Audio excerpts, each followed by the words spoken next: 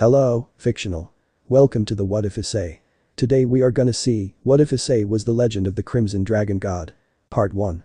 If you end up liking this video, please consider subscribe, so without further ado, let's get into the video. Issei awakened just as the sun began to enter through the minimal gap in his curtains, a gorgeous ray lighting up the room to welcome a serene morning. Issei sat up, as naked as the day she was born, right beside him. Normally, Issei would have a much more difficult time getting out of bed, but ever since his newest sons and daughters were brought into this world, the newest mothers were resting in separate bedrooms, just until the little devils balanced out their sleeping schedules. This was a blessing in disguise for Riaz, now that she had Issei all to herself. After the security finished his early morning workout, sounds of nearby youngsters began to chorus. "Good morning Rissa, Ryajan. Up early as usual I see," Issei said after entering the chattering infant's room. "Ada. Daddy." Issei embraced the twins and gave them both a kiss on the forehead. Issei took a minute to just admire his children and how they looked back at him. Ryajan's crimson hair now was spiked up with his innocent hazel eyes staring back at his dad. Rissa on the other hand, her hair was shoulder length and chocolate brown just like her dad's. Her eyes a pure ocean blue. Rissa and Ryajan both stared at Issei, their arms reaching up towards him. "Up we go," Issei said as he picked them both up. "There you are. I was wondering where you snuck off to, handsome," Riaz said as she entered the room in a black dressing gown.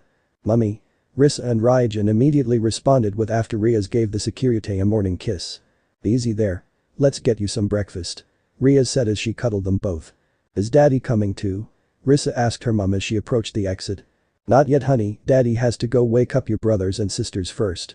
But how about we go make Daddy a huge breakfast?" Riaz replied, earning a huge smile from both of the Gremory twins. "Good luck Daddy," Rissa said, waving as her mum carried her downstairs. "Thank you sweetheart. Be good for mummy. And you to Ryajan," Issei replied. After Rissa and Ryajan had left for the kitchen, Issei also left their bedroom and journeyed down the hallway. "Now who should I wake up first?" Issei thought to himself as he scanned the doors. All of a sudden, a silver-haired little infant stared back at Issei, cradled within his arms. "Why hello there Freya, I see you still like to teleport don't you?" Issei said, staring at the darling little girl in front of him. "Where is she? Where has she gone now?" a panicked woman said as she ran out of the now open doorway. "It's okay, she's right here," Issei said, holding baby Freya up to the panicking Roswis. "Oh thank goodness. You need to stop teleporting all of the time you little rascal," Roswis said, now holding her daughter in a gentle but warm embrace. "I guess she takes after her mother with her magic power," Issei said with a grin as Freya giggled away in her mother's hands. "Riaz is getting breakfast ready, why don't you head on down and give her a hand setting the table?" Issei said as he kissed her on the cheek. "Sure. Come on Freya," Roswis said, clearly flustered by Issei's limitless affection. Roswis was clearly still getting used to married life. Freya is the youngest of the Haidu siblings, aged at just 4 months old. But the oldest children obviously being Ryajan and Rissa, who were both just coming up to 1 year and 4 months old. With Roswis joining the breakfast crew, Issei made his way down the corridor. "Good morning Issei-san," Asia said with her usual cheery personality. However, ever since Issei had married her, Asia had become a much more energetic and daring woman. "Oh good morning Asia. Did you sleep okay?" Issei asked, noticing no signs of fatigue from wife number 2. "I was so lonely without you. Now give a kiss for mummy," Asia said, already leaning in on her tiptoes. Issei, to Asia's surprise, called her bluff and granted her wish with little to no hesitation. Asia was suddenly lost for words, falling victim to Issei's smile. "How are the twins this morning?" Issei said, breaking the moment of silence. "What? Oh. I think they are playing with Kuro right now," Asia said, remembering that they were very early risers. The fact that the Haidu household was a huge happy family meant that nobody was ever truly alone. Issei and Asia went towards Kaneko's temporary bedroom, Asia herself tightly clinging to Issei's arm. Upon reaching Kaneko's door, Issei could hear cheerful laughter from the other side. And sure enough, looking inside, Issei and Asia could see 3 happy little devils playing on the floor. "Kitty," the blonde-haired girl said as she stroked the brown cat ears on the little boy's head. The other blonde child was playing with some building blocks, making what seemed to be a huge tower. "Good morning you guys. How about a hug for Daddy?" Issei said, alerting all 3 children to his presence in the room. "Papa," Kuro practically yelled, rushing towards Issei on all 4s. "Kuro, don't run too fast," his mother Kaneko said as the energetic little Nekomata boy rushed in excitement to hug his dad. No longer afraid of her Nekomata powers or her family, Kaneko never discourages Kuro about displaying his cat ears and tail. Kuro zoomed past the blonde twins so fast that the poor blonde boy of the twins fell over. Nevertheless, before the brother of the twin set could let out any tears, his dutiful sister was there to stop the pain.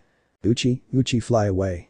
The little girl said, emanating a green aura from the stumbled boy's leg. You're always such a good girl, Ellie. Arthur, make sure you get stronger so you can protect your sister as well, okay? Issei said, hugging both of the blonde twins whilst Kuro nestled against his neck. Arthur and Elizabeth, or Ellie, are Issei and Asia's twins. Elizabeth, just like Freya, seems to have taken after her mother with an aptitude for healing magic. So she is always quick to help her little brother. Issei dreaded the day that his little girls were going to be targeted by the opposite sex. But in all honesty, being the security doesn't make one too worried in this sort of crisis. As always, it's so lively in this house. A new voice said as they entered the room with infant in hand. Good morning, Zenobia, and good morning to you too, Blake. Issei said as he greeted yet another one of his wives and sons. Blake, just like his mother, had sapphire hair and hazel eyes. With a wooden sword in his hand, it was clear to all what sort of future the child was destined toward. And with who his mother is, it's not that surprising at all. Issei thought with a grin on his face. That's 7 down, only 1 to go. Issei said as a new presence flew into the room. Daddy. A little girl with black hair and hazel eyes and outstretched black wings practically screamed as she flew towards the security. I've got you now, Shuri. Issei said, tickling his energetic daughter. Daddy, stop. It tickles. Shuri cried out as she continued to laugh in her father's embrace. Well, I've got you now. An older and sneakier voice said as Issei felt his hand suddenly behind his back. Good job, mummy. Shuri said, preparing to tickle her dad for payback. Issei's hair shifted to its crimson shade, using the agility of his enhanced god technique to slip out of the fallen angel hybrid's grasp. No fair, daddy. You can't do that. Shuri said, now in her mum's embrace. Sorry, sweetie, but you'll have to do better than that if you want to catch your daddy. Issei said with a cheeky grin. Well, we'll just have to get you next time, Issei. Akeno said after kissing Issei on the lips. Okay, now that everyone is up and wide awake, let's go get some breakfast. Issei exclaimed, making all of the children smile and begin to salivate. As one big happy family, the Haidu Gremory household sat around the huge dining room table. And after having a delicious and filling breakfast, Issei prepared himself for work. One by one, Issei's wives and children piled by the entrance and waved goodbye to Issei as he went off to work. People generally ask me this, why do you always put yourself into dangerous situations? Why do you always try to be the hero when you have already done enough to help? Well, this right here is my answer. Protecting those who are dear to me, this moment as I leave for work, this here is my answer. I swear I always protect them. All of my children. Freya, Elizabeth, Shuri, Rissa, Arthur, Blake, Raijin and Kuro. And all of my wives. Riaz, Asia, Akeno, Zenobia, Kaneko, and Roswis. With my trusted and true friends to help me protect them. Tiba and Gasper. I am the security, and I will always protect my family, no matter who or what tries to hurt them, I will fight and I will win. Good afternoon, ladies and gentlemen. We are live at DxD Coliseum, and boy do we have a show for you today. Thousands of you lucky fans are about to witness true greatness. An opportunity you won't want to miss. Soon 2 powerful fighters will go head to head, a battle to prove who is the strongest. The announcer boldly declared, causing all who sat in their prestigious seats to cheer maniacally. I'm your announcer, Kano Yuki. Don't go anywhere, because the heavenly dragons are about to go head to head. The energetic announcer yelled, getting the crowd even more riled up. Below the excited fans and the battle arena, an eager fighter impatiently fidgeted in his seat. My goodness, just look at you. Yesterday you looked so tired and bored when I told you about this. But now you can't even sit still for your tea. A blonde-haired woman said as the first of the heavenly dragons mentally prepared to fight his lifelong rival. I'm sorry, Ravel, this just beats paperwork so much. The security replied as he accepted the tea from her. Ravel Phoenix had changed a lot in 10 years. She had grown taller and stopped wearing her hair in twin tails. Instead, she started wearing her blonde hair in a large ponytail just like her mother.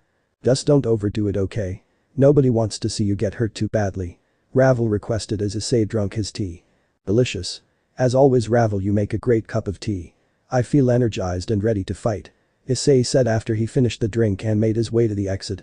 Hold on, you forgot this. Ravel said as she draped a heavy-looking golden cape on Issei's shoulders. I still can't get used to wearing this thing. Has it really been 10 years?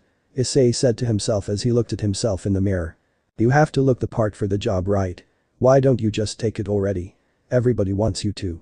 Ravel said with a smile. Not yet. Not until he comes back. Issei said, looking sad all of a sudden.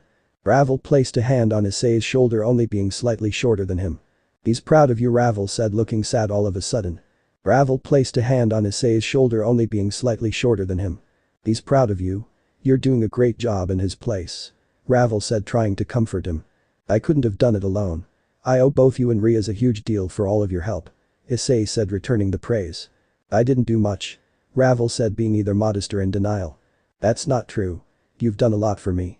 I couldn't have asked for a better manager." "Thank you, Ravel," Issei said, placing a hand on her shoulder and giving her an almost hypnotic smile. Ravel blushed and sprung from the ground on her tiptoes. "Good luck, interim demon lord," Ravel said after kissing him on the cheek. "Thanks. Well then, time to give the crowd what they came here for," Issei said as he rose his fist into the air and entered the darkened hallway. Ravel lovingly gazing at him as he left. "Alright everybody, are you ready? Take your seats and prepare for the battle of the century. These two competitors have made a huge reputation for themselves in the past 10 years and they are now ready to answer the big question. Who is the strongest? The vanishing dragon? Or the Welsh dragon?" The announcer screamed, gaining a huge reaction from the crowd. "And here comes the first fighter. He's made quite a name for himself going after rogue devils and punishing them for their crimes. He is a desirable bachelor among the devil ladies and has refused to take a lover. He states his main goal is to defeat Great Red, but first he desires to defeat the Securite. The leader of the powerful team Volley the Vanishing Dragon, Volley Lucifer." The crowd stomped their feet and cheered until their throats turned raw. Volley Lucifer approached the battle stage in his normal attire, not yet in his balance breaker stage. The powerful demon wore a black jacket with his collar turned up and black trousers. Much like his outfit in his teens. "Your best, Virginia Coon," a blonde woman with sapphire eyes donning magician robes shouted, making Volley close his eyes. "How does it feel for your queen to cheer for you, Volley?" the dragon teased, making Volley retort. "Be quiet, Albion," Volley replied, showing little to no reaction towards Lavinia's cheering. "Now our next contestant needs no introduction, but I'm going to give it my best. A loving husband to 6 beautiful wives, one of them being the heiress to the Gremory family. He's a father to 8 beautiful children and he's been keeping the peace for 10 years straight. Ladies and gentlemen, please welcome our interim Mau and the founder of this fine coliseum. The one and only Securite. Issei Gremory." Kano cheered, making the crowd follow suit and cheer even louder. "Crimson Dragon." The children spectators screamed as they held up banners of Issei's TV personality. Issei and Volley approached each other, their sacred gears deployed and ready for combat. "It's been a long time, Volley. You look well," Issei said, still donning his Mau cape. "I've been waiting for this day, Issei. The day I prove to you that the Vanishing Dragon is the strongest. I will defeat Great Red. But first you and I have to settle this," Volley said, putting his fist out. "I don't plan on losing either, Volley. A dad and a husband has to look good for his family after all," Issei said, bumping Volley's fist with his own. "What a beautiful display of sportsmanship. Begin," Kano yelled, causing Issei and Volley to break away and return to their respective sides of the ring. The instant that Issei and Volley broke apart, they were already charging for the center of the stadium. A solid impact echoed throughout the atmosphere as both punches struck each fight simultaneously. Volley and Issei's punches both struck against their target's cheek. A smile embedded on both of the receivers. "And here we go. What incredible power. But worry not, folks, thanks to the advancement in the latest technology, this coliseum is perfectly safe. So you can enjoy to your heart's content," Kano reassured, making the cheers continue. Issei, using his other available hand, struck Volley in the gut. But Volley anticipated this attack and met Issei's punch with his own once again. Issei grinned, slamming his head into Volley's. And oh, what a vicious headbutt from the heavenly dragons. Kano chimed in as Issei and Volley came to a standstill. "How about it, Volley? Let's take this fight to the next level," Issei said, breaking away from his opponent and handing his heavy cape to Riaz. "Hum at me, Welsh dragon," Volley retorted as his wings began to glow. "Let's go, Drag. Let's go, Albion. Balance break. Welsh dragon. Balance breaker. Vanishing dragon. Balance breaker." The heavenly dragons were immersed in a blinding powerful beacon of light and flames. Issei and Volley stared each other down in their respective suits of dragon armor. Dragon shot. Divine dividing. Issei used a dragon shot as feint, knowing full well that Volley would reduce it to nothing. In fact, he used his attack as a smokescreen by diving right into it. Coming out the other side, he successfully managed to land a hit on Volley. Volley outstretched his wings to lessen the power behind Issei's punch. Immediately taking to the skies afterwards. "You're not getting away that easily," Issei roared as he deployed his own dragon wings in hot pursuit. The two heavenly dragons began to fight, soaring through the underworld's purple sky. "They're so fast. Even the highly trained devil eyes isn't enough to keep up with them," Keanu commentated as flashes of red and white continuously clashed up in the sky. Issei and volley fought against each other like a mirror's reflective image. Each of their attacks were met with each other, blow for blow with quick and instant precision. Volley. Issei. The heavenly dragons roared, their kicks clashing continuously against each other. Dragon shot. That won't work on me again. Volley yelled as he dived into the dragon shot. However, to Volley's surprise, Issei wasn't behind the dragon shot like the previous time. In fact he was. Wow. It seems that the Securite has managed to get behind Volley. And it doesn't look like he's letting go anytime soon. The announcer described as Issei's armored claws grasped onto Volley's dragon wings. Let's try this again, shall we? I'm going to overload your wings until they give out on you. Boosted gear gift. Transfer. You're a fool, Haidu Issei. That won't work on me anymore. Volley said, surprising the Securite. What's that supposed to mean?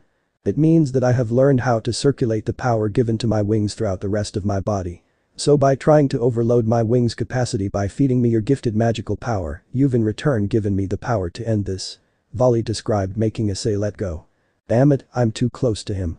Issei said, realizing this was a huge mistake. I win, Issei. Volley roared as he created a ginormous magic circle and fired a mighty and powerful blast from its center. I'm not out of power just yet.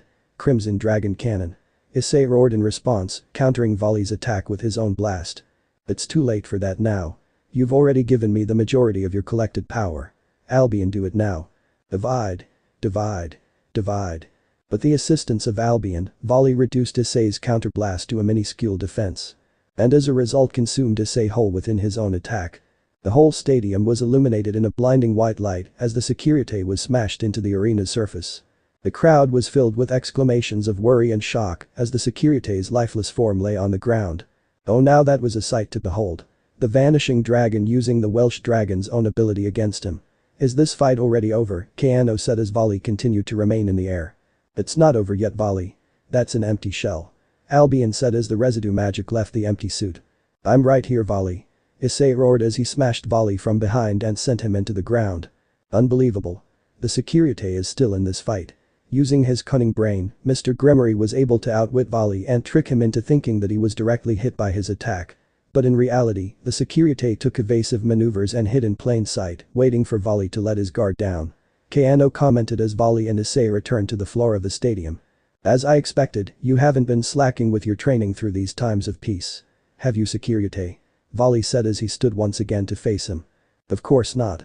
In my experience, times of peace are quickly met with war and chaos. And I'll be damned if my negligence will be the death of my loved ones. Issei declared as a crimson aura began to emit from his armor. Then let's take it up to the next level, shall we? Volley said, allowing Issei to answer in response to his statement. I, who is about to awaken, am the Red Dragon Emperor who has discarded the principles of domination. I, who am about to awaken, am the Heavenly Dragon who has taken the principles of supremacy from God. Oh. Looks like something is about to everybody. The Securite and the Hacker Yuiku are about to chant to their next form. I shall walk the road of righteousness by having infinite hopes and dreams. I shall become the king of Crimson Dragon. I envy the infinite and I pursue the dream. I shall become the White Dragon of supremacy. And I promise you all. I shall show you the future which shines in true crimson light. And I shall take you to the limits of White Paradise. Cardinal Crimson Drive. Juggernaut Drive. Both the Welsh Dragon and the Vanishing Dragon underwent their second metamorphosis. Taking this fight to the next level. Things are beginning to heat up now. Both Heavenly Dragons have transformed.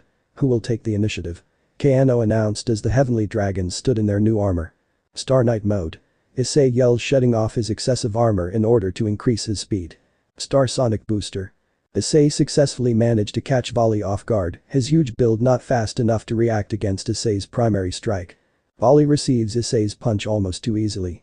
Is what Issei suspected. His assumption turned out to reality after Volley delivered a vicious counterattack.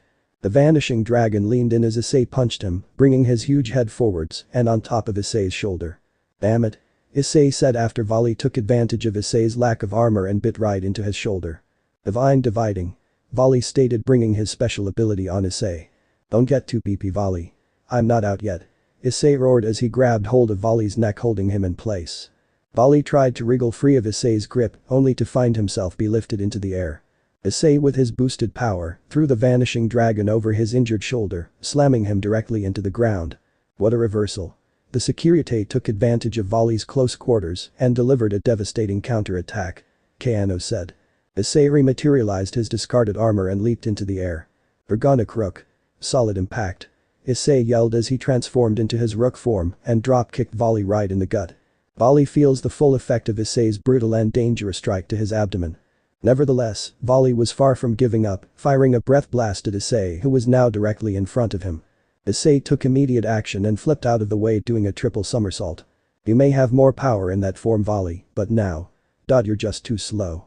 Issei said after delivering another devastating blow to Volley as soon as he stood once again.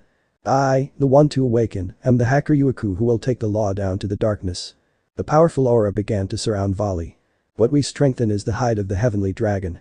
The path we go is the road of the domination of the hacker Yuiku. We stop the infinite and devour the dream. I walk the road of domination with infinite destruction, and by piercing through the imaginary dream, I shall become a pure emperor of the dragon. I shall have you obey the silver-white illusions and the perfect evil ways. Juggernaut Overdrive. Like Issei's boosted gear Cardinal Crimson promotion, the color of Volley's armor had changed. His original scale mail armor of white was changed to a splendid silver. Behold the true power of the vanishing dragon. Imperio Juggernaut Drive. Volley stated, primed and ready to fight. So you want to go all out, do you? Okay then. Let's do this, Volley. The crimson heavenly dragon I possess within me, rise up to become a king. Issei and Drake said in unison as the Securite now transformed into his Dragon King mode. Finally, your true power. I've been waiting a long time for this, let's go. Volley said as he too prepared to fight. Suddenly, a huge explosion occurred within the spectator stands. A huge cloud of purple smoke appeared and immediately dispersed. What's going on? Ria said as she examined the scenery. That's enough, you two. I'm afraid your little competition is now over. A cloaked figure said as he now flew above the stage. Upon revealing himself, so did his underlings that were hidden within the purple smoke. Not so fast, Securite. Unless you want this to turn into a bloodbath. The stranger threatened, causing Issei to stand his ground. And just what do you want? You have some nerve to interrupt a battle between the heavenly dragons. Volley stated, feeling his own patience wearing thin. Devils of the underworld.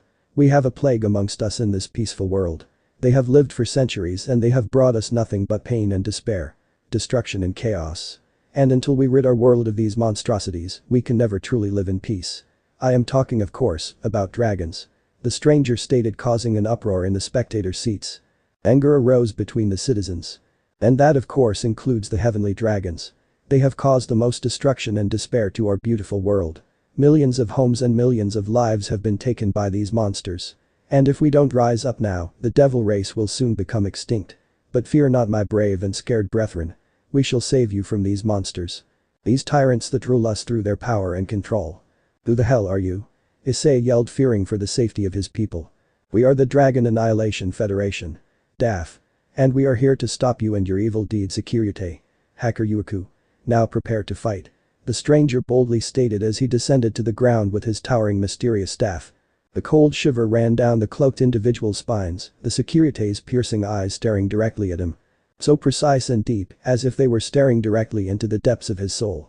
Tightening his grip around his staff, he prepared to give his group their marching orders. Fear the DAF and prepare for your demise, Securite. I Zafkiel have gathered kindred spirits to rid you from this world. Zafkiel said as he hammered his staff into the stadium floor. The sound of a cackling demon penetrated his train of thought. What's so funny? The intruder asked as the Securite now appeared relaxed and free from any tension. I can see you have thought this through. You've surrounded the Colosseum and you have taken the spectators hostage. Issei said, reminding the ringleader of his advantage. That's right. For an apocalyptic dragon, you seem to always like to play the hero. So with all of these innocent people here, you lost the second we took them hostage. I see you have done your research on me. But you have forgotten one important factor. Issei said, brimming with confidence. Silence. The only strength you possess is your link to those monstrous dragon beasts. You are powerless without them. Okay, so you have forgotten two things then. Firstly, I built this Colosseum. Issei said, pulling some kind of electronic device from his cloak. Exclamations of shock and despair ran through the minds of the DAF as their hostage takeover reached a huge hurdle. With the whir of an electronic mechanism, all of the previous hostages were taken inside a large and powerful barrier, repelling all of the attackers away from them. And another thing you have overlooked. Is I have more allies than just Drake. Gasper. Issei bellowed, resulting with a vampire emerging from the shadows. The gallant and tall demon stood amongst the crowd of surprisingly fearless spectators. Wearing a navy blue waistcoat, a matching colored blazer and trousers to boot. His hair was a cascading golden blonde, which reached down to his shoulders. "Understood, my king." Eon Baylor. Gasper declared as his sacred gear activated, pinpointing only on the cloaked invaders. Gasper, compared to his teen self, has begun to wear formal men's clothing, as opposed to the female school uniform he always wore. His sacred gear officially changed into a Longinus, transforming from Forbidden Baylor into Eon Baylor. This sudden change in Gasper's personality, including his confidence instead of shyness, could be briefly explained by Valerie's influence. Although unknown to most people, Gasper tends to wear dresses and cross-dress in secret. "Tiba. Zenobia." Issei bellowed, causing them to move out. "Yes, my king." They both said as they brandished their polished blades. But the invaders, transfixed within Gasper's sacred gear's amethyst glow, Kiba and Zenobia, effortlessly cleaved through their weapons, disarming them in an instant. Tibuyudo, unlike Gasper, has continued to keep his hair at a nice short length, possibly to keep his swordsmanship sharp. For the past 10 years, Kiba has dedicated all of his time to rehabilitating Tosca. Educating her through the ways of the world and just spending quality time with her. Zenobia has really enjoyed the experience of being a mother to little Blake. In fact, Zenobia, after feeling so fulfilled in her life, she has become that much closer to mastering X Durandal. "You really thought I wouldn't come prepared for this? If you strike us down, more of us will rise. And we will end your villainous tyranny." Zafkiel yelled as more and more cloaked warriors leaped into the Colosseum. "No matter how much reinforcements you bring to attack us, I will not let you hurt any of these innocent people." Roswas. Akeno. Issei yelled, making his second queen and Rook launch from their seats. Akeno Himejima Hayato is still her seductive and possessive self, who continues to fight with Rias over Issei despite them both being married to him. After Issei suggested they name their baby girl after Akeno's mother, Akeno has been smiling a lot more and has completely reconnected with her father. Grandpa Barakiel is always visiting to see his granddaughter. Roswas Haidu has become a lot more confident since marrying Issei. She doesn't let Lord Odin upset her anymore and has dove deeper into Norse magic. She's begun using the weapon Misteltein, a wand made from mistletoe which possesses powerful magic. Also, after gaining this newfound confidence, the young woman has now become much more feminine. No longer wearing dress suits or tracksuits. She's now wearing frilly dresses and believes she is beautiful now. "You're not getting away. We've got some questions to ask you." Roswas said, encircling enchanted silver chains around several of the terrorists, threatening to endanger the lives of the innocent. "Naughty men who upset my king will be punished by yours truly," Akeno said in a sadistic tone as she attacked the crowd of villains with her diabolical thunder magic. "You monster. Justice will prevail. Dragons don't belong in our world," Zafkiel said, feeling completely justified. "Why don't you look in the mirror and ask yourself this? Which of us is truly evil? You are quick to call me evil and an abomination of chaos and destruction. Yet you take innocent civilians hostage without batting an eyelid. And if it wasn't for that act of cowardice, we wouldn't be having this conversation right now," Issei explained, feeling disgusted by this religious cult leader. "You vile and malicious creature. You may as well be handing out the death warrants for all of your loved ones. If you lay down your life and the lives of your dragon offspring, then I would spare all of these innocent people. We may be devils, but that doesn't mean I don't possess any mercy for the innocent," Zafkiel said, feeling truly generous.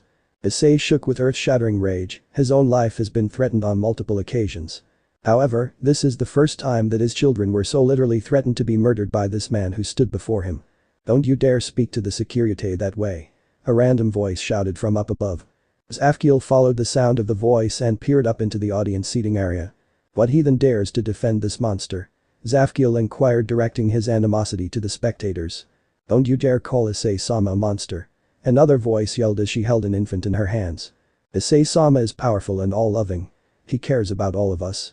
Yet another voice shouted, making Zafkiel's takeover start to appear to have holes piercing through it. "The security has saved the underworld so many times. Who knows what would have happened to us if it wasn't for him. Get out of here, you monster. Stay away from our ruler. Our interim Mayu has created schools for our children. Built those who lost our houses new and improved homes." Zafkiel began dodging multiple spells as his previous captives began to fight back. "Don't just stand there, you fools. Kill the dragon children," Zafkiel yelled, causing Issei to dart straight towards him. "You bastard." Issei roared, smashing his fist directly into Zafkiel's nose. "Dear little dragon boy, time to die," the cloaked minion said, advancing against the devil children. Blood shot out of the attacker's nose after receiving a devastating straight punch to his nose. "Brother Raijin," Rissa said, hugging her protector. Don't worry Rissa, I'll protect you, just stay behind me. Nowhere to run kiddies. Time to say goodnight. A member of the DAF said as he held a broadsword over his head. I'm not afraid of you. I'm a son of the Security. Raijin said filled with pride as he resumed a fighting stance. All of a sudden, a stream of shining silver light appeared before them. The sound of the iron weapon fell to the floor and resonated with the body that fell next to it. Uncle Vali. They all cheered as the vanishing dragon successfully protected them. You utter scum. First you dare to deface a duel between the heavenly dragons. And now, you threaten to take the lives of these innocent children, not even Issei would forgive you for that. Now be gone. Vali yelled, chasing after the cowards who fled the scene. Vali. Forget them. Get the kids to safety. I'll handle these bastards. Issei yelled, making Vali activate a transportation circle. You can't escape from the DAF, you vile creatures. The enemy charged the dragon children from behind, brandishing a dragon slayer blade. A horrific scream escaped the throat of the attacker as he collapsed to the floor, gripping the stump which used to be his hand. You crazy bitch. What did you do to my hand? The hysterical man screamed as the blood continued to drip from his severed limb. Oh, I'm sorry, I was planning to take the whole thing off. Hang on. Ria said, using her destructive magic to blast off the rest of his arm. What the hell do you think you're doing? Are you trying to kill me? He said as his face began to shift to a much paler shade. Oh, I'm not just going to kill you. I'm going to make you suffer before you die. You directed your weapon against my children and that was a very bad idea. Ria said as she once again exploded another of the villain's arms. You monster. He cried out as he stared into her ruby eyes. You made me one. So who is the true monster here? Riaz asked as she put the man out of his misery. Meanwhile, the Security was bringing his own fight to a close. How many must you kill before you are satisfied, dragon of destruction? Zafkiel inquired, noticing the bodies of his brethren were continuing to fall. Asking me a question like that really leads me to believe you are either ignorant or completely insane. You threatened the lives of all of these people who only came here to be entertained. You pointed your blades at families, children. You even threatened my family, my children. Issei yelled, preparing to take this arrogant character's head off. Those monstrosities don't belong here. They should have never been born. All they bring is pain and destruction. The evil dragons will rise again, and then all of those poor citizens that you reportedly insist on protecting. Will be killed by the Security and his offspring. This is for the survival of devils. This is justice. Their names are Raijin, Blake, Kuro, Arthur, Rissa, Freya, Elizabeth and Shuri. They are my children, and I will not allow you to endanger them anymore. Issei said, suddenly vanishing from sight. Before Zafkiel could even prepare to counterattack, Issei smashed him against the wall. You demon. Zafkiel yelled, trying to channel magic through his spear. It's useless. Issei replied, smashing a powerful roundhouse kick against Zafkiel's staff. The splinters dropping to the floor as Issei's adversary's weapon fell to the ground in pieces. Go ahead. Kill me. Prove me right, you monster. He said in a provocative tone. I'm not going to kill you, you live today. In return, I want you to send a message to that leader of yours. Tell him this. The Security won't back down. No matter who dares to stand in his way. Zafkiel, upon realization that he wasn't fated to die this day, suddenly shivered in fear of Issei's intimidating presence and aura. So? You're going to let me go? He asked with a fear-stricken tone. Yes, get out of here. Get out of here and spread the word. Issei said, making Zafkiel turn his back towards him. Did you really think that I would let scum like you get away that easily? Issei roared, suddenly charging towards the broken man. Stay away from me, you monster. Zafkiel screamed, noticing a ferocious dragon had been unleashed. I said I'd let you live, but I didn't agree to let you leave in one piece. Without a moment's hesitation, the Security hammered into him with brute and severe force, his fists continuously smashing against his opponent's exterior. Cracks and snaps chorused throughout Zafkiel's body, limb by limb he was broken down and shattered. Now go back to your master. And leave us alone. Issei bellowed as he threw his defeated enemy towards the horizon. Issei. Riaz rushed over to Issei as he breathed heavily, his inner rage being released from his body. We have to go home immediately, Riaz. Our children are in danger now. They're targets of an evil organization. Issei said, activating a magic circle. What are we going to do? Riaz asked, realizing there was no turning back from the situation. Whatever it takes to keep my family safe. I requested a favor from Michael long ago. To be sure that all of us would be able to defend ourselves. Now it's time for me to cash it in. Issei replied. What are you talking about? Riaz asked, feeling both reassured and worried. I'm talking about the Sacred Gear initiation ceremony. For the first time in demon world history, birth demons will be given a sacred gear. Issei said, revealing his ace in the hole to keep the Haidu household safe. Deep down, Issei hoped that this moment in time would never come. But just as he was as a little child forced to do, his own children have to follow the same path. An overwhelming sense of déjà vu washed over Issei as he set the destiny for his children. The same destiny he himself was forced to take as a child. Don't worry Riaz, nothing will happen to our children. We are going to fight back all of us. After surviving a catastrophic ambush from the Dragon Annihilation faction, Issei and his family returned back to the Haidu household. Issei remained silent all the way back, focusing his magical energy from the very core of his body. The security stood tall in the living room, his children all sat on the floor in front of him. "What's wrong Papa?" Kuro said, his senses from his senjutsu picking up on Issei's innate tension. "You look kind of scary Daddy." Elizabeth chimed in, noticing her daddy's facial expression. "Children, I have terrible news. We are under attack," Issei boldly stated, changing the atmosphere of the room. "What do you mean father?" Raijin said, feeling the weight of being the oldest on his shoulders. "I won't lie to any of you Raijin, our family is in danger. The Dragon Annihilation Federation is coming after all dragons, and that includes all of you," Issei said, refusing to hide anything from his offspring. "Issei, don't you think that you're being a bit tough on them?" Riaz asked, seeing Elizabeth begin to tear up. "No Riaz, they have the right to know the truth. It's the only way to keep them all safe," Issei said, feeling both guilt and resolve burning within him. "I'm scared," Elizabeth said as her older brother comforted her. "Don't cry Ellie, you have nothing to be afraid of. Daddy is here to protect you, I won't let anything happen to any of my precious little dragons." The security's name isn't one to be laughed at, Issei said, shifting his ominous presence to one filled with optimism and cheer. "Papa, you're so cool," Kuro said, feeling pumped with mutual charisma. "The reason I brought you all here today is because I am going to unlock your hidden potential." "Our hidden potential?" Blake inquired, feeling a buzz of enthusiasm rush through him.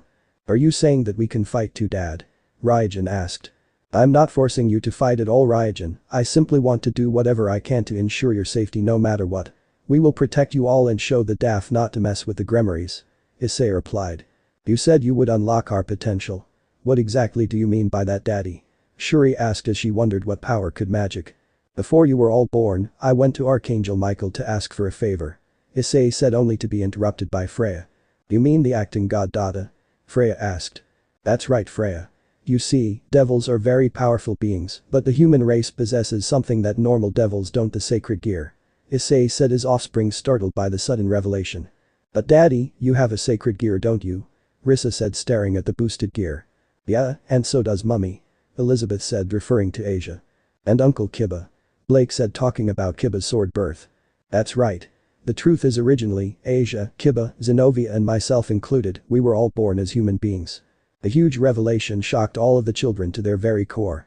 But it wasn't because they were ashamed or even embarrassed, they were just surprised because their father decided to keep the dark segments of his past a secret. "However, all of you are different from most devils. You see, I asked Michael for a special favor. As I said, normally devils are not allowed to possess a sacred gear, but thanks to Michael, each and every one of you was born with a sacred gear inside of you," Issei announced, shifting various emotions throughout the room. "Awesome. You mean we could all get a sacred gear to help us get stronger? You're the best Dad," Raijin announced happily. "Make no mistake Raijin, this isn't like a birthday present or something to play with. The sacred gear is a tool of protection, it's a weapon. Not something to be taken lightly," Issei said whilst gesturing to his boosted gear. "You're right Dad, sorry," Raijin said as if he were a deflated balloon. "That's okay son. I understand how you feel," Issei said with a smile as he ran his hand through Raijin's hair. "I assure you all, I am not forcing you to claim your sacred gear. But for those who step forward and unlock their innate power, you must accept the power given to you, and you must never take it for granted," Issei stated, visions of the Juggernaut drive running through his mind. "I'm not afraid Daddy. I want to help protect you and Mummy too," Rissa said with her cheery innocence. "Of course Princess, close your eyes and calm your mind," Issei said, placing his hand on top of his firstborn daughter's head. "I'm ready Daddy," Rissa said as she closed her eyes. Her huge respect and love for her father shining clearly. Who am I, the security of the heavenly dragons? Take this gifted godly power, granted by the Archangel Michael, the god of both worlds. For my status as a high-class devil and as the father of this child. I bestow upon them the art of godly protection. Awaken the soul of this child and unleash their innate potential. As possessor of the Longinus, the boosted gear, I hereby grant my child the path of ascension. As they open their eyes, let my power and my blood course through them and bestow upon them the weapon of their young soul," Issei finished his specifically rehearsed chant, a crimson dragon insignia emerging from the palm of his hand. Showering little Rissa in a blinding crimson light. All eyes were transfixed on Rissa as she appeared from the blinding light show. "Wow, I love it, daddy. It's so cute," Rissa said as she rose her weapon above her head. Rissa held a crimson scythe over her head. "Easy Rissa, be careful with that," Issei said before falling to the ground with the rest of those who sat in the room.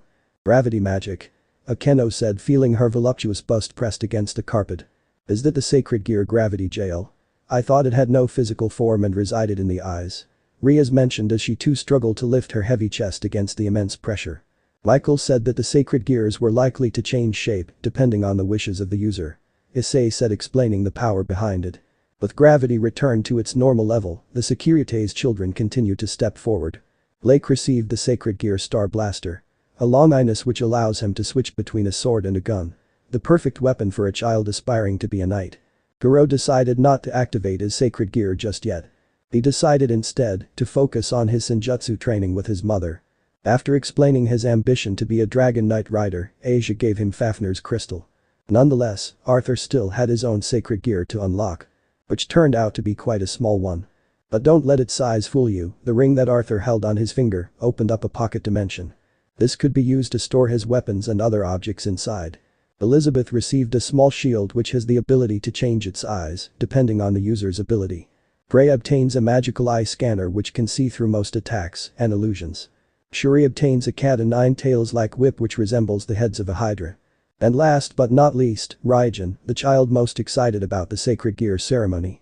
Had a huge smile on his face, that is, until he received his sacred gear. But why? Why? Everyone else got such a powerful sacred gear and I'm stuck with a dumb twice critical. Raijin said as he glared at the dark blue gauntlet on his wrist.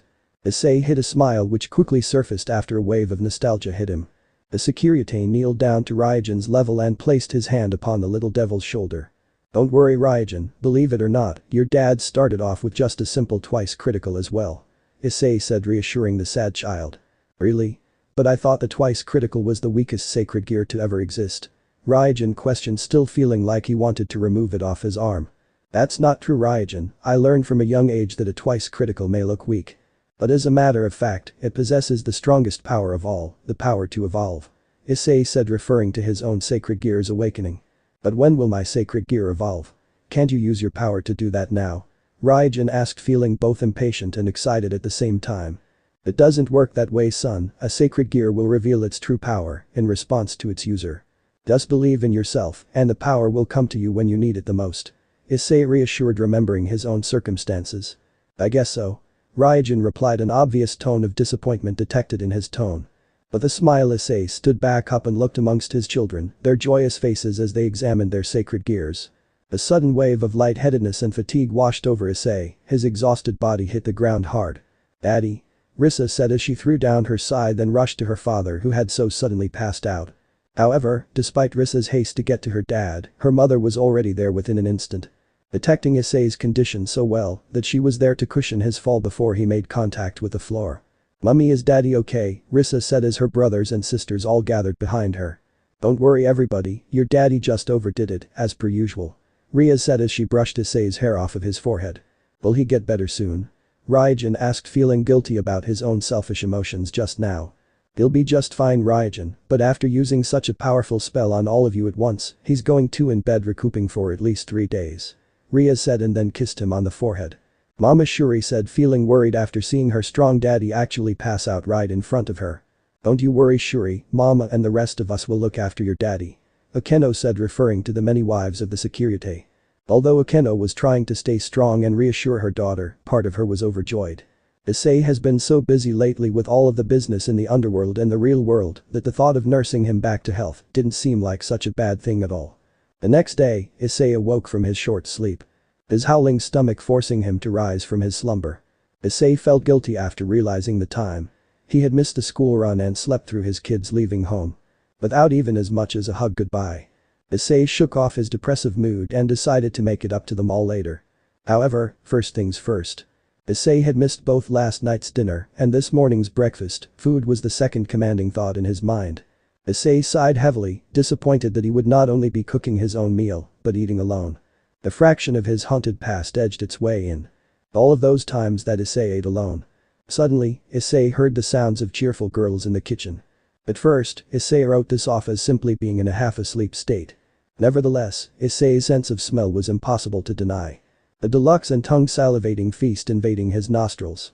Yes, I'm sorry, but my husband has caught the flu. Can somebody cover my shift today? Thank you so much. Yes, I will let you know when he's better, thank you. Ria said as she hung up the call to her job. Ria's Gremory taught Japanese culture studies part-time. With Issei's hearing now awake as well as his sense of smell and his vision, the security noticed the rest of his wives making similar phone calls as they collaborated in making their husbands feast. Ria's, you don't have to skip your part-time job for me, I'll be fine. Issei said in his tired state. Issei, what are you doing out of bed? Back to bed right now, mister, your breakfast is on its way. Ria said, taking on a disciplined role as opposed to her fawning and affection mode. No, really I'm fine. Issei said, trying to sound cheery. Ria's is right, Issei-kun. You need to rest, you're in no condition to be standing right now. Akeno said, surprising the security. That's not true, I'm fine. I have so much to do today. Issei said, surprised as he suddenly began to fall. Luckily his body, which felt so heavy to him now, was caught by the Crimson Queen. See? Come on now, back to bed with you. Ria said, making Issei realize how tired his body actually was. It's okay, Ria's, I'll just. Issei said, interrupted after Ria suddenly put her hand on his mouth. Please don't push yourself anymore. Let us take care of you for a change. Please, just focus on getting your strength back. Ria said, trying not to cry. Issei, seeing that expression, dropped all of his resistance and let Akeno and Ria's help him back to bed. We know you're strong, Issei-san, but you have to give your body the rest it needs. If something were to happen to you, I'd never forgive myself. Asia said as she began to shed tears of worry. Just let us take care of you. The security lady said as Issei lay in his bed. You're right, I'm sorry. Issei said, realizing that his attempt to alleviate their worries by acting strong did the exact opposite from what he had planned. Later that day, Risa, Ryujin and the rest of the dragon hybrid children were just approaching the final school bell. And Risa was experiencing her daily annoyance. Ogled by various guys, this could in fact be the curse of the Gremory female family lineage. And it would only get worse as she gets older. However, Risa had something her mother didn't have. Hey bozos, stop ogling my sister and take a hike. Ryujin said, feeling his daily urgency to protect his little sister. We went ogling her. We just wanted to say hi. The kids replied innocently. Funny, I didn't see your mouths talking, but I saw your eyes moving. Get out of here. Ryujin said, releasing a small portion of his intimidating aura. Let's get out of here. We'll remember this freak. They shouted as they retreated from the scene. Thanks big bro, but you didn't have to do that. Risa said with a smile, gracious for having such a protective older brother. Yes I did, could you imagine how this would have went if dad showed up instead? Ryujin said, making Risa laugh, but then change her smile to a frown. Daddy? Risa muttered, feeling the tears build up inside her. Don't worry Risa. Dad will be okay, he's the strongest dad on the planet, right? Ryujin said, his sole priority to cheer up his little sister despite his own feelings. Yeah, you're right. Come on Ryujin, let's go home now. Risa said, trying to reach for her brother's hand. I have something to do first. Ryujin said, making Risa look at him like a puppy. But daddy and mummy said that we have to go straight home today. We're being targeted by bad people, remember? Risa replied, wanted to grab Ryujin and rush straight home. Please Risa, trust me. I just need some time to think about everything that's going on. I promise I won't be long. Ryujin said, making Risa return her hand back to her side. If you're not home in 30 minutes, I'm bringing mummy to come get you, okay? Risa said, understanding Ryujin's habit to sometimes go to a certain place and dwell within his own thoughts. I promise, I'll come straight home. Ryujin said as Risa looked at him sympathetically. Hey, don't be sad, big bro will be home before you know it. Go find the others and I'll be back afterwards. Ryujin said, giving her a huge hug. You best be. I don't want anything to happen to you Ryujin. I love you. Risa said, soaking Ryujin's shoulder with her tears. I promise. I love you too Risa. Ryujin said, and with that, Risa had headed home with their brothers and sisters. Ryujin headed towards the park near his house in the human world, using a portal generator that his dad gave him for his birthday this year. In the human world, night had fallen and the streets were deserted. Ryujin climbed his favorite tree and activated his twice critical. Even if my sacred gear can evolve, that doesn't mean I'll be able to awaken it. I wonder how dad managed to evolve his twice critical. He doesn't seem to like talking about his past. Ryujin said as he dwelled within deep thought. Oh no, it's been 30 minutes. I better get home before Risa tells mum. She's scarier than any test. Raijin said as he prepared to deploy his portal. All of a sudden, the sound of multiple footsteps could be heard in the proximity of Raijin's location. The curious and alert dragon kid looks over towards the park and notices a dangerous scene. The lady in tattered clothing with hair as blue as the luminous sky through the day was surrounded by several cloaked individuals. Raijin contemplated activating his portal to leave before this familiar-looking thug spotted him. However, Raijin's dad's words of heroism enter through his mind. Always help those in need, Raijin, no matter who they are to you. Raijin pocketed his portal generator and dropped silently from his tree. Using the shadows and darkness to his advantage, Raijin crept through the outskirts of the brawl and inched closer and closer. Raijin flinched after the woman fell to the ground as she was confined to some kind of magic ritual circle. Show your true form. You malicious beast. Quit hiding in the clothes of humanity. The caster said as the victim howled in pain. How cruel. I can't just stand here and watch. Raijin muttered to himself. The next scene stopped himself though. The powerless girl was now gone, in her place was a colossal pale blue dragon ensnared in peculiar chains. The magic power ran shiver down Raijin's spine, but the sight of the dragon in agony gave Raijin the courage to press on. Let her go. Raijin said as he successfully lands a flying kick on the caster. His light-seeming body flew across the park, knocking over several of his subordinates. It's a kid. Don't just stand there, get him. Raijin, despite his doubts for his sacred gear handling, was very confident in his martial arts talent. Amongst all of his siblings, Raijin was by far the most adept for close-quarters combat. And besides, he was trained by the strongest demon known to man. Raijin effortlessly dodged the attackers' punches, which were so slow compared to his father's deadly attacks that they may as well have been moving in slow motion. The dragon growled at the newest face on the battlefield. But then, just as Raijin prepared for a dragon to gobble him up and pick his bones clean from his body, the dragon suddenly stopped in her warpath.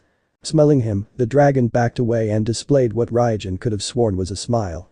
The dragon's positive mood didn't last long though, as the chains constricted tighter against her neck. Now attack. The caster ordered, now back in the fight. Raijin dispatched attacker after attacker. Fatigue began to run through Raijin's body. Aches and pains began to erupt throughout his body, the dragon anti-magic suddenly taking effect against him. And with every fighter put down, another seemed to appear out of nowhere and take their place. Stand down, he's at his limit. The caster said as Raijin dropped to his knees. But how? I know I have more power than this. Raijin said, feeling so tired and so weak. It's simple, boy, you too are a menace to society. A filthy dragon. And just like this harlot who disguised herself so well, we shall put an end to your vulgar existence. The caster said as his men held their sacred staffs prepared to strike the poor child down. The female dragon gained a second wind and charged to protect the helpless dragon child. You settle down now. We'll deal with you momentarily. Do it. Kill him now. The caster ordered as the pale blue dragon was powerless and still. Daddy. I'm sorry. Power. Just a little more power. That's all I need. Raijin yelled as his tear-stricken eyes watched his body be impaled by the golden staff. The blinding light shone immensely. I'm dead, aren't I? Raijin thought as the blinding light caused him to pass out, accepting his powerlessness. The sudden nostalgic feeling made Raijin's mind run wild. What is this I'm feeling? I thought heaven was nothing but clouds, but I feel something hard against my head and my hands. What is this texture? Wait. Is this wood? Raijin thought, opening his eyes wide. Raijin wasn't dead at all, he was sat in his favorite tree as he was moments ago. Was all of that just a dream? Raijin thought as he felt revitalized and pain-free. Just as Raijin was ready to conceive that all of it was just a dream, he realized something was definitely different. On Raijin's arm wasn't a blue gauntlet, but a golden replacement. The gauntlet had a golden miniature sand hourglass which rested in a gyroscope-like shape. Raijin spun the hourglass, and the blinding light from before appeared again. But this time, Raijin saw the true reason behind the light. The sky above him was golden. And within that sky, there were pictures and memories.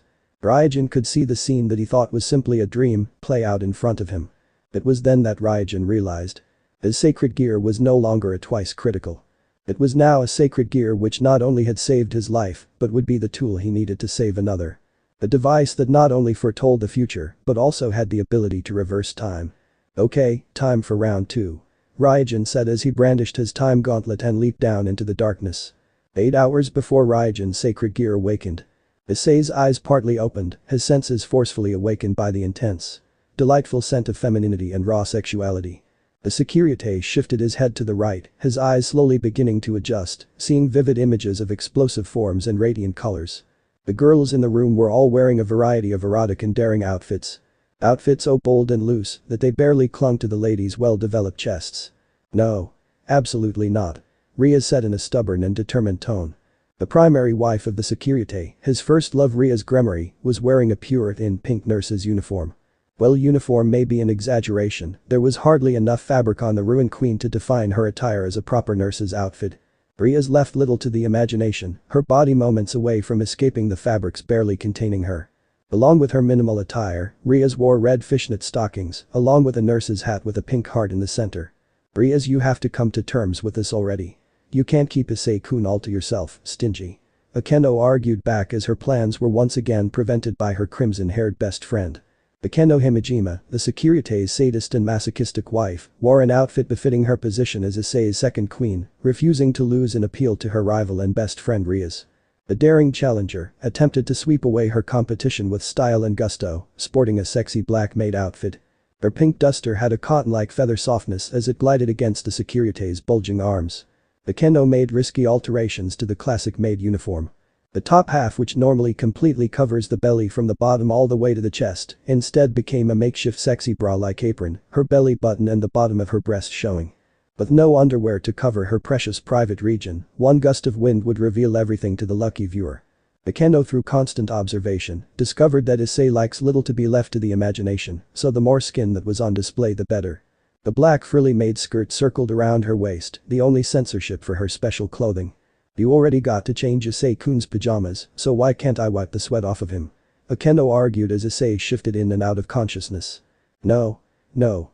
A million times no. If anybody is going to rub Issei's body, it's going to be me. Ria's argued, her stubbornness showing no sign of budging. You're so immature. Akeno argued as the patient lay there on his back. Akeno is right, Ria's. We all want to help Issei in any way we can. He's not just yours to look after anymore. Zenobia said as she brandished the handcuffs on her hip. Zenobia wore an outfit which perfectly worked as a combination for her sapphire hair. From the police officer hat to her head and all the way down to her legs, Zenobia was fitted in a light blue theme. A star necklace hugged around her neck, draping down to her on display breasts from her opened-up authority-enforcing top. She wore a matching sky blue skirt and sexy black tights. Now move aside, it's time for me to massage Issei's body so he doesn't get stiff. Zenobia said with a commanding personality, possibly due to her role she was playing. Back off, Zenobia, it's my time to spend with Issei-kun. Akeno replied whilst a crafty bunny woman snuck in between their argument. If we want Issei-san to get better fast, then naturally my sacred gear should be the best choice here. Asia said as she showed off her sacred gear on her finger. The sweet and pure Asia Argento wore a blessed and innocent white bunny girl outfit. White bunny ears were propped on her head and a matching pair of white underwear covered her body. Asia is right, maybe my senjutsu can help as well. Kaneko said as she appeared from the wardrobe. Kaneko was wearing something similar to a shrine maiden outfit, only with one difference. It was transparent. Kaneko wore an outfit like this before, but it was back when her chest had nothing to show for it compared to her much more equipped comrades. However, with her new body after maturing, this outfit was certainly a force to be reckoned with. She was both naked and clothed at the same time. And who knows, maybe if I concentrate my healing in a particular region, he'll be up and ready before we know it. Asia said as she so suddenly slipped her hand down the security's pajama bottoms. All of the girls looked on at the crafty bunny girl in both shock and jealousy. Her pure and innocent side had slightly been tainted by married life with her one true love. What do you think you're doing? Ria's, Akeno, Kaneko and Zenobia all screamed as they successfully managed to tackle Asia to the ground, releasing her grip on their master husband. Don't get overconfident, Asia. If you need some kind of release, let me help you. Zenobia said as she easily ripped off Asia's bra and cupped her chest. I'm not the same shy girl you can tease, Zenobia-san. Asia said, matching Zenovia's movements and grabbing her chest. You let your guard down. Ria said, snatching Akeno's duster, taking advantage of her friend's choice to go commando. That was dirty, Ria's. Akeno said, pushing her to the ground. Kaneko latched onto Ria's back, massaging her huge chest vigorously. Girls in heat need to be taken care of. Kaneko said as she pinned down the trapped Ria's, who now only had her bottom half worn. The atmosphere went from love and compassion to all-out warfare. The wives of the security administered attack after attack against each other, a battle royale that only one could survive and emerge victorious. All of you stop that. What are you doing? We are all family. And Issei-kun wouldn't want any of us fighting like this. He loves us all equally. So why can't we stay true to our pact to put Issei-kun first? The mature and previously shy Roswa said as she preached in her majestic angel attire, a complete opposite to her Valkyrie battle wear. "You're right, Roswa-san. I'm sorry," Asia said, unable to perceive her own possessive behavior. "Yeah, me too," Akeno said, stopping her catfight with Rias.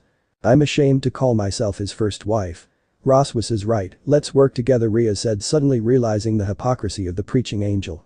Rias was on the verge of losing her temper after she saw the conniving Valkyrie lying down next to the sleeping Securite. "What are you doing?" Rias, Akeno, Asia, Kaneko and Zenobia all said as they pounced onto the sneaky thief. Roswa shrieked in surprise as she felt the combined weight of the other women pinning her down against the covers. "What kind of character are you trying to deceive us with here, an angel? Taking Issei for yourself whilst we fought for him was a dirty move, Roswas," Ria said, the tearing sounds of the Valkyrie's outfit helping to reinforce Ria's rage. A sudden movement from below the ladies ended their tenacious fight. Their heads all shifted round to find the movement behind them. "I'm at my limit," the Securite said as he stared at the half-naked harem in front of him.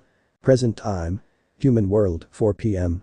Raijin blinked repeatedly, rubbing his eyes to cast away any illusions that his vision may be tricking him with. But to the young dragon boy's utter joy, the golden sand timer gauntlet was still before his very eyes. "I can do it, I can win. With this I can even the odds," Raijin said, feeling confidence and power flow through him. A huge sense of deja vu washed over Raijin as he crept down from his beloved tree hiding spot and merged within the shadows. It's a good thing that it was currently winter, otherwise this espionage approach wouldn't be quite so successful. Even though this horrific scene was about 5 minutes ago, for Raijin, who saw each scene within the golden sand timer, it felt as if this segment had just happened. Once again Raijin witnessed the female victim forced back into a magic circle, her true form gradually revealed. Raijin clenched his fists watching the chains entangle the sapphire dragon and tighten her into a stranglehold. But he had to be patient, according to his sacred gear, which showed him approximately 1 minute from now, the perfect opportunity would present itself. As the cult-like members began to form a line with their blades drawn, Raijin took off. "Leave her alone," Raijin yelled, making all of the lined-up individuals face his way. The dragon child grinned, seeing the enemy forces lined up like dominoes. With his fist armed and ready, Raijin slammed his diabolical punch into the face of the first victim before him. "Dragon fist." Raijin yelled, his punch successfully connecting with the startled cloaked man's face. His sacred gear's prediction correct, Raijin's punch set off a chain domino effect, his attack carried on and struck each individual behind the one in front of them. With his mind now focused due to his innate confidence, Raijin fought with a level head and unleashed another gift taught to him by his father. "Dragon shot." Raijin yelled, directly hitting those about to attack him. Raijin's dragon shot was powerful enough to knock out his adversaries, however, his dragon shot was nowhere near ready to reach the scale of the Securites just yet. The pain-struck dragon looked towards Raijin with her golden eyes, the attack deeply resonating with her, calming her angered mood. "What are you doing? Get him," the supposed ringleader ordered the remaining 10 attackers. Raijin assumed his fighting stance, ready and able to fight back. Suddenly, a vision entered into Raijin's mind. Images of his own fingers snapping demonstrated fortunate results. Raijin, with full confidence in his soul-infused artifact, snapped his fingers as an enemy was seconds upon him.